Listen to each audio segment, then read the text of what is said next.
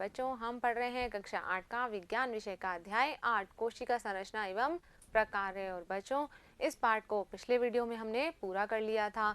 इस भाग में हम करेंगे इसके अभ्यास प्रश्न जो कि हमारी पाठ्य पुस्तिका में दिए गए हैं। तो चलिए बच्चों शुरू करते हैं।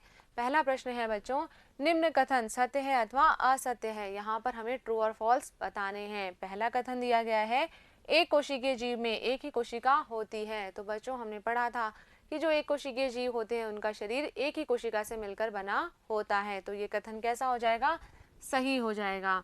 अगला कथन है, पेशी कोशिका शाखान्वित होती है। तो बच्चों पेशी कोशिकाएं लंबी होती है और इनके सिरे जो होते हैं वो नुकीले होते हैं, परंतु ये शाखान्वित नहीं होती है। तो ये कथन गलत हो जाएगा और हम F पर निशान लगा देंगे।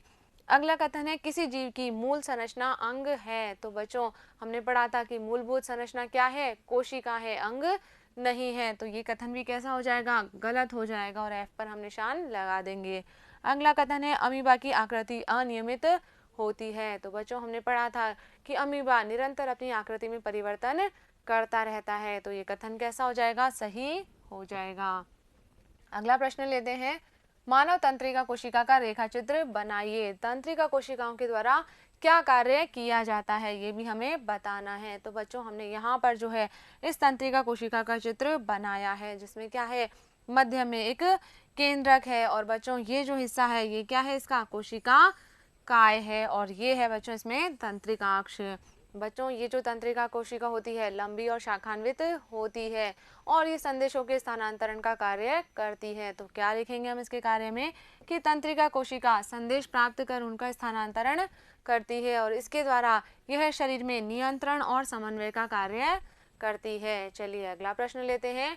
नेक्स्ट क्वेश्चन है बच्चों, निम्न पर संक्षिप्त नोट लिखिए। यहाँ पर पहला हमें दिया गया है कोशिका द्रव्य और दूसरा है कोशिका का केंद्रक। तो सबसे पहले हम बात करते हैं कोशिका द्रव्य की। तो बच्चों कोशिका द्रव्य क्या है, जो कोशिका झिल्ली और केंद्रक के मध्य के बीच में एक जेली समान पदार्थ है वह क्या कहलाता है, कोशिका द्रव्य कहलाता है। और कोशिका के जितने भी संगठक पदार्थ हैं या फिर कोशिकांग हैं वो सब इस कोशिका द्रव्य में पाए जाते हैं। तो क्या लिखेंगे बच्चों हम इसमें कि कोशिका द्रव्य एक जेली जैसा पदार्थ है जो कोशिका झिल्ली एवं केंद्रक के बीच में पाया जाता है। कोशिका के अन्य संगठक अथवा कोशिकांग जैसे कि माइटोकॉन्ड्रिया, गोल्जी काय, राइबोसोम ये सब कहाँ पाए जाएंगे, कोशिका द्रव्य में भी पाए जाते हैं। चलिए आगे बढ़ते हैं बच्चों। अगला दिया है इसमें कोशिका का केंद्रक। तो बच्चों केंद्रक कैसा होता है, गोलाकार होता है और ये कोशिका के लगभग मध्य में स्थित होता है। बच्चों ये जो कोशिका का केंद्रक है इसमें एक छोटी सघन संरचना पाई जाती है जिसे कहते हैं केंद्रिका। इसके अलावा इस केंद्रक में धागे नुमा संरचना, गुणसूत्र भी पाए जाते हैं जो क्या करेंगे, आनुवांशिक सूचनाओं के स्थानांतरण का कार्य करते हैं। क्या लिखेंगे बच्चों इसमें हम कि जो कोशिका का केंद्रक है ये कैसा होता है, गोलाकार होता है और कोशिका के मध्य भाग में स्थित होता है। केंद्रक जो है केंद्रक झिल्ली के द्वारा कोशिका द्रव्य से अलग रहता है और इस केंद्रक में एक छोटी सघन संरचना उपस्थित होती है, क्या कहते हैं उसे, केंद्रिका कहते हैं। इसके अलावा बच्चों केंद्रक में धागे नुमा संरचना, क्रोमोसोम अथवा गुणसूत्र भी पाए जाते हैं। ये गुणसूत्र क्या करते हैं, आनुवांशिक गुणों अथवा लक्षणों को एक पीढ़ी से दूसरी पीढ़ी में स्थानांतरित करते हैं। किसके द्वारा स्थानांतरित होंगे लक्षण, इन क्रोमोसोम अथवा गुणसूत्र के द्वारा। चलिए अगला प्रश्न लेते हैं, कोशिका के किस भाग में कोशिकांग पाए जाते हैं। बच्चों अभी हमने समझा कि जो कोशिका द्रव्य है उसके अंदर कोशिका के कोशिकांग पाए जाएंगे। तो क्या लिखेंगे बच्चों कि कोशिका के कोशिका द्रव्य में विभिन्न कोशिकांग जैसे कि माइटोकॉन्ड्रिया, गोल्जी काय, राइबोसोम आदि पाए जाते हैं। चलिए बच्चों नेक्स्ट क्वेश्चन की तरफ बढ़ते हैं। अगला प्रश्न है, पादप कोशिका एवं जंतु कोशिका के रेखा चित्र बनाकर उनमें 3 अंतर लिखिए। बच्चों यहाँ पर हमने पादप कोशिका और जंतु कोशिका का चित्र बनाया है। क्या है बच्चों इसमें, ये देखिए जो पादप कोशिका है इसका जो केंद्रक है वो थोड़ा किनारे की ओर होता है, जबकि जो जंतु कोशिका है इसमें केंद्रक मध्य में उपस्थित होता है। इसके अलावा बच्चों जो पादप कोशिका है इसमें रिक्तिका कैसी है, बहुत ही बड़ी है, जबकि जंतु कोशिका में छोटी छोटी रिक्तिकाएं पाई जाती है। इसके अलावा बच्चों जो पादप कोशिका है इसमें एक भित्ति और है, कौन सी है, कोशिका भित्ति, जबकि जो जंतु कोशिका है इसमें कोशिका भित्ति अनुपस्थित होती है। तो इसी तरह से हम इसमें अंतर भी लिख सकते हैं बच्चों कि जो पादप कोशिका है उसमें क्या होगा, कोशिका भित्ति उपस्थित होती है, जबकि जंतु कोशिका में कोशिका भित्ति अनुपस्थित होती है। इसके अलावा हम बात करें प्लास्टिड यानी कि लवक की, तो लवक जो है वो इस पादप कोशिका में उपस्थित होते हैं लेकिन जंतु कोशिका में उपस्थित नहीं होते हैं। अगर हम देखें रिक्तिका, तो बच्चों जो पादप कोशिका है उसमें रिक्तिका कैसी है, बहुत आकार में बड़ी है, जबकि जो जंतु कोशिका है उसमें रिक्तिका आकार में छोटी होती है। तो बच्चों ये हो गए पादप कोशिका और जंतु कोशिका में अंतर। चलिए अगला प्रश्न लेते हैं।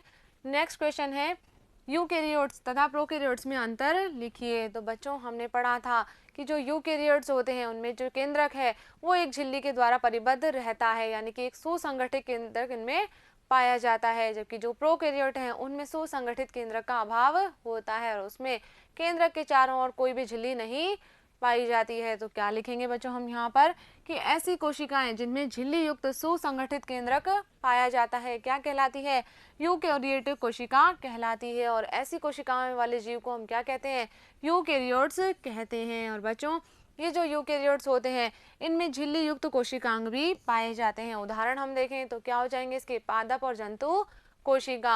अब बात करते हैं हम प्रोकैरियोट्स की। तो बच्चों जो प्रोकैरियोट्स हैं उनमें सुसंगठित केंद्रक नहीं पाया जाता है और इनमें केंद्रक झिल्ली अनुपस्थित होती है। क्या कहलाती है, प्रोकैरियोट कोशिका कहलाती है। और बच्चों ऐसी कोशिकाओं वाले जो जीव होते हैं उन्हें प्रोकैरियोट्स कहते हैं। जैसे कि उदाहरण हम देखें तो जीवाणु और नीलहरित शैवाल, ये क्या है बच्चों, प्रोकैरियोट्स हैं। चलिए अगला प्रश्न लेते हैं।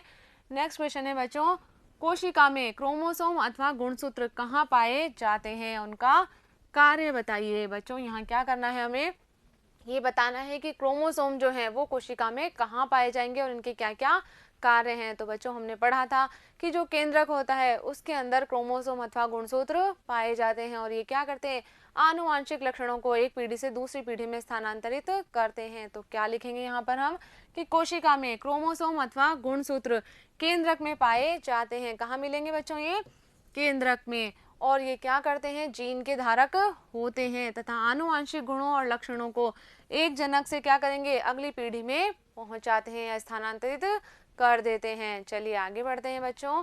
नेक्स्ट क्वेश्चन है सजीवों में कोशिका मूलभूत संरचनात्मक इकाई है, समझाइए। तो बच्चों हमने पढ़ा था कि किसी भी सजीव के शरीर का निर्माण किससे होता है, कोशिकाओं के जुड़ने से होता है। तो हम कह सकते हैं कि ये जो कोशिकाएं हैं ये सजीव के शरीर की मूलभूत संरचनात्मक इकाई है। तो क्या लिख सकते हैं बच्चों हम कि सजीवों में कोशिका मूलभूत संरचनात्मक इकाई है। जिस प्रकार विभिन्न ईंटों को जोड़कर किसका निर्माण किया जाता है, भवन का निर्माण किया जाता है, उसी प्रकार विभिन्न कोशिकाएं एक दूसरे से जुड़कर सजीव के शरीर का निर्माण करती है। तो इसलिए क्या हो गई, ये सजीव के शरीर की मूलभूत संरचनात्मक इकाई हो गई। चलिए अगला प्रश्न लेते हैं। अगला प्रश्न है बताइए कि क्लोरोप्लास्ट अथवा हरित लवक केवल पादप कोशिकाओं में ही क्यों पाए जाते हैं। तो बच्चों हमने पढ़ा था कि पौधे प्रकाश संश्लेषण की क्रिया के द्वारा अपना भोजन स्वयं बनाते हैं, जबकि जो अन्य जीव जंतु हैं ये अपने भोजन के लिए किस पर निर्भर रहेंगे, पेड़ पौधों पर निर्भर रहते हैं, वो प्रकाश संश्लेषण का कार्य नहीं करते हैं। तो प्रकाश संश्लेषण का कार्य जब केवल पौधे ही कर रहे हैं तो इन्हीं के अंदर ही जो है क्लोरोप्लास्ट उपस्थित होते हैं। तो क्या लिखेंगे बच्चों हम कि क्लोरोप्लास्ट अथवा हरित लवक केवल पादप कोशिकाओं में ही पाए जाते हैं, क्योंकि पादप प्रकाश संश्लेषण की क्रिया के द्वारा अपना भोजन स्वयं बनाते हैं। और ये जो क्लोरोप्लास्ट है इसमें हरे रंग का वर्णक पाया जाता है, जिसे क्या कहते हैं बच्चों, क्लोरोफिल कहते हैं। और ये क्लोरोफिल ही पत्तियों को हरा रंग प्रदान करता है। और बच्चों ये जो क्लोरोफिल है ये प्रकाश संश्लेषण की क्रिया के लिए आवश्यक होता है, इसलिए कहाँ पाया जाएगा, पादप कोशिकाओं में पाया जाता है। चलिए अगला प्रश्न लेते हैं। नेक्स्ट क्वेश्चन है दी गई शब्द पहेली को पूरा कीजिए। बच्चों यहाँ पर हमें एक शब्द पहेली दी गई है और इसे भरने के लिए हमें कुछ संकेत दिए गए हैं, इनकी सहायता से हमें इस पहेली को पूरा करना है। तो शुरू करते हैं बच्चों। सबसे पहले हम लेते हैं बाईं से दाईं ओर। तो बच्चों यहाँ पर हमें दिया है 4 नंबर पर हमें भरना है, यह कोशिका द्रव्य से एक झिल्ली द्वारा अलग होता है। तो बच्चों कोशिका द्रव्य से कौन अलग होगा, झिल्ली के द्वारा, केंद्रक जो है वो अलग होता है। तो यहाँ पर क्या आ जाएगा बच्चों, केंद्रक। 4 नंबर पे हम लिख देंगे केंद्रक।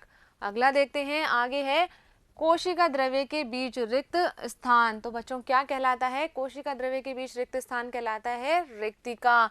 तो ये भरना है बच्चों हमें 3 नंबर पर। तो कहाँ लिख देंगे इसे हम? 3 नंबर पर आ जाएगा बच्चों रिक्तिका। तो ये क्या हो गई? कोशिका द्रव्य के बीच में रिक्त स्थान। अगला है सजीवों की मूलभूत संरचनात्मक इकाई। क्या होती है बच्चों? सजीवों की मूलभूत संरचनात्मक इकाई होती है कोशिका। तो 1 नंबर पर हम लिख देंगे कोशिका। चलिए ये हो गया हमारा बाएं से दाईं ओर कंप्लीट। आगे बढ़ते हैं हम ऊपर से नीचे की ओर। तो बच्चों इसमें 2 नंबर पर लिखना है यह प्रकाश संश्लेषण के लिए आवश्यक है। तो बच्चों क्या आवश्यक है? प्रकाश संश्लेषण की क्रिया के लिए हरित लवक जो है वो आवश्यक है। तो हरित, और यहाँ आ जाएगा बच्चों ल, व और क। तो ये जो है हमारा कॉलम पूरा हो जाएगा। अगला है बच्चों कोशिका झिल्ली और केंद्रिका झिल्ली के बीच का पदार्थ। बच्चों क्या कहलाएगा? कोशिका झिल्ली और केंद्रिका झिल्ली के बीच का पदार्थ कहलाता है कोशिका द्रव्य। तो क्या आ जाएगा बच्चों यहाँ पर? कोशिका द्रव्य। तो इस तरह से हमारी ये वर्ग पहली जो है कंप्लीट हो जाएगी। इसी के साथ साथ बच्चों हमारे इस पाठ के अभ्यास प्रश्न भी यहाँ पर पूरे होते हैं। मुझे उम्मीद है कि इन अभ्यास प्रश्नों को आपने अच्छे से समझा होगा और अपनी कॉपी में नोट भी कर लिया होगा। तो बच्चों मिलेंगे हम अगले वीडियो में अगले पार्ट के साथ। तब तक आप पढ़ते रहिए, आगे बढ़ते रहिए। धन्यवाद।